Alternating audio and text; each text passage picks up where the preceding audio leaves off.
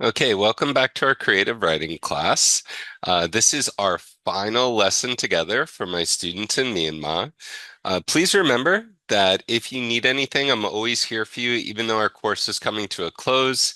If you do need letters of recommendation, if you're submitting scholarship essays or essays for applications to a particular program, please always reach out to me. I'm always here to help you. Okay, so I want you to think about a story that's taught you a great lesson. Remember, when we're writing our own stories, it's always great to connect with stories that we've read for inspiration. So think about a story that you've read. What was the story and what lesson did it teach you? Now, remember, when I talk about stories that teach us lessons, this doesn't necessarily have to be an informational text. When we went over our academic writing course, we talked a lot about expository writing and exposing information. But remember, we can also learn things from narrative texts as well. So, what do we learn through works of fiction? Well, very often, what we learn through works of fiction is we learn lessons through the eyes of the main character. Very often, the main character will learn a lesson, and as the audience, we're able to grow with that character. So, today we're going to be discussing theme. So, what do you think is meant when we talk about the theme of a story? Okay, the theme is the message or the lesson that the author wants to share with us. It's what the author hopes we're going to be able to understand by the end of that story. So, what do you think might be some common themes? And I've got one pictured right here, perhaps what it takes to be successful. Perhaps a theme might be hard work, perseverance, overcoming adversity, the importance of being honest, love, friendship. There are lots of literally limitless themes that authors can explore in narrative writing.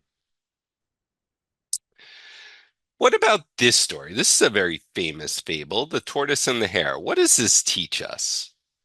Well, if we remember that hare was very confident, perhaps overconfident.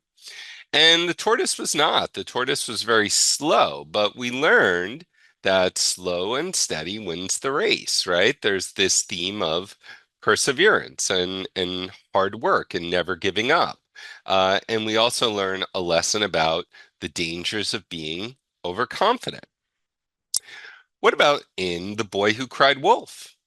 This is another fable, and this, of course, teaches us the importance of always being honest. So I want to go ahead and I want to look at this mentor text here, The Lost Kite. And I want to give you an opportunity to pause the video and go ahead and read this story about Lena. Okay, welcome back. We're going to go over these questions here now. Okay, so who's the protagonist in our story and who's the antagonist? Well, Lena is clearly the protagonist. She's the main character in our story. The antagonist in this story is actually not a person. It's not um, a human character. It's the wind. And the problem is that Lena has lost her kite. Um, I could even go as far as to say the antagonist is perhaps nature that's more all-encompassing, but we could even focus just on the wind here. The author does a very good job of escalating the situation in this story, of creating rising tension. So, first, this poor girl, she's lost her kite and it's gone deep into the forest. So, we've got a problem.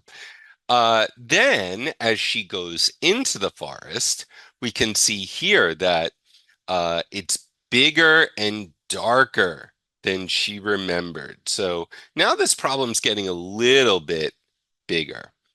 Now the wind is getting stronger. It's pushing her back at every step.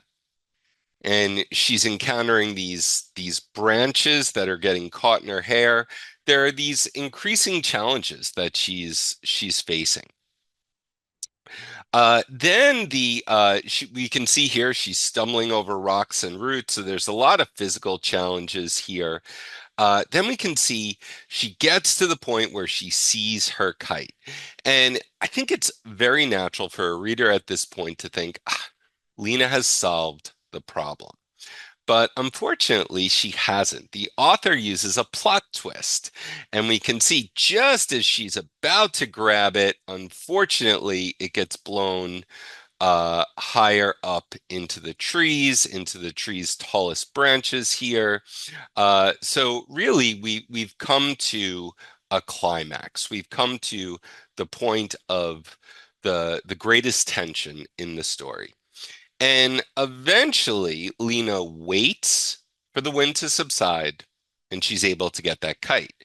So we're able to see that the theme here is the importance of being patient and not trying to rely on brute force or pure strength. She learns that her patience is much more powerful.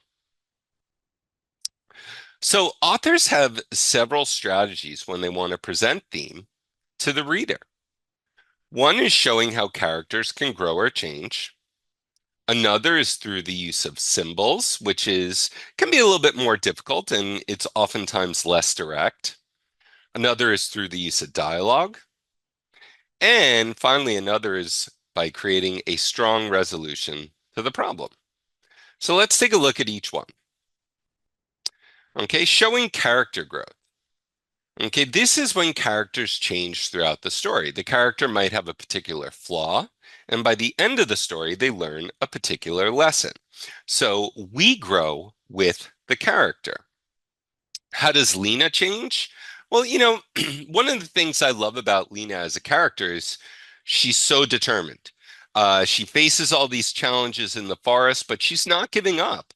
And to be honest, I think she wouldn't have gotten to that point at the end of the story if she wasn't so determined. She never would have found her kite. It would have been easy for her to give up. But that force, that determination on its own was not enough. She had to combine that with patience. And that was something that she learned. And we're able to learn that too as readers. So here we've got a brief story about Amelia, a brief excerpt from a story. So I'll let you pause the video and read that now. So we can see here at the beginning of the story, Amelia is really just looking for an escape. She wants to get out of this small little town that she's in, right? She wants to escape that small town. But her feelings change. She gets a little bit older, a little bit more mature, and she learns to appreciate the things around her. So I think the theme or the message here is learning to appreciate what we have in life and where we are in life. And I think Amelia, I don't know, I picture her perhaps as being a young girl. Maybe she just wants to get away from home, and I think that's a natural thing for a lot of young children or young adults. And then she realizes how much she really loves home. Symbolism. Symbolism can be a little bit less direct, and it's oftentimes a little bit more challenging to write in and use symbolism to communicate the theme, but it's a great tool for authors who are writing narrative text to communicate the theme. This is where we use symbols, objects, actions, and they represent something else. Often they represent something deeper. So this relies not only on the writer, but it relies on the reader to interact with the text and to make meaning from it. So as I said, this is a more subtle way. And in The Tortoise and the Hare, the tortoise's slow pace is a symbol for his perseverance, right? He never really gives up.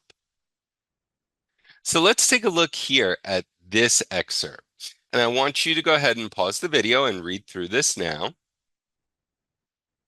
Okay, so what happens to the oak tree throughout the seasons? Well, the oak tree eventually dies and its branches become very weak, very brittle. But then we've got that cyclical nature to the seasons. The leaves come back, it gets full and green again, and then autumn is going to come, the leaves are going to die, and then it's going to be bare and brittle again. So this is all cyclical. How is Liam just like that tree? And if I look here at the end, Liam often felt like that tree. Strong one moment, fragile the next, as he faced the uncertainties of his future. So Liam goes through good and bad times, right? And this tree really symbolizes resilience.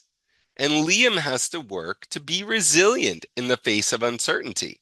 I one of the things I take from this is that Liam is he's going to go through hard times, but the good times are going to come. And then when he's going through really good times, he has to remember that challenging times are going to come after that. Using dialogue. This is a powerful tool for communicating theme.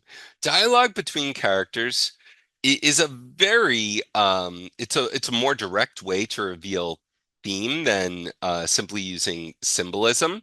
But we can make it more subtle, and we're in control of that based on what dialogue we write in for our characters. And another important thing is that this can include internal monologue when a character is just talking to him or herself or thinking to him or herself.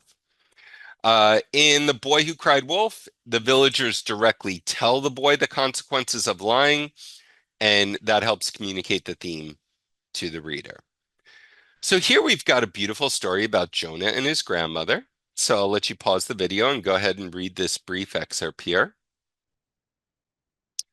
Okay, so how is Jonah feeling at the beginning of the story? He's very nervous. I think the best description is he's unsure of himself. He's afraid of making mistakes and failing. But his grandmother really encourages him. So, what does this show us? Well, it shows us that we can't be afraid of making mistakes. I love that his grandmother tells him the most beautiful things come from what we think are mistakes. So, this really communicates the theme that we need to embrace mistakes. We need to believe in ourselves, and good things are going to come. And finally, creating a strong resolution. So when the solution to the problem is clear, we as the audience can learn directly what the author is trying to communicate. So here in The Boy Who Cried Wolf, this boy learns very clearly the dangers of telling a lie. So the importance of being honest is directly communicated to us. And I think this is perhaps the easiest way, or one of the easiest ways to communicate the theme to the reader because it is so direct. Okay, so here we've got a brief excerpt of text. I'm going to let you pause and read that.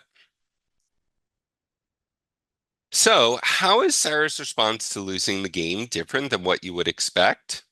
Well, usually we're upset after a loss, but she's not because she realized the value of helping her teammate. And what does this teach us? Well, some people define victory as simply winning the game, and this is far less important than helping other people to feel good about themselves. So, I'm going to allow you guys to go ahead and pause the video, read this story, The Brave Fisherman, and go over these answers yourself. And you can post your answers in the comment section of the video. Okay, so now let's talk about escalating the conflict in our own fictional narratives. Okay, so think about how you want to teach the theme to your audience. Do you want to do it through character growth? Do you want to use a less direct method like symbolism? Do you want to try and teach that lesson more directly? Do you want to use dialogue? How are you going to do this? And you can complete this graphic organizer right here. Okay? And please share your work. If you want to share your work in the comments or message me individually, that would be great. All right, so remember, we've got our final writing assessment coming up next week. If you guys have any questions, please feel free to reach out to me. I know you're all going to do a great job. So thank you so much for watching. And if you need anything, please send me a message.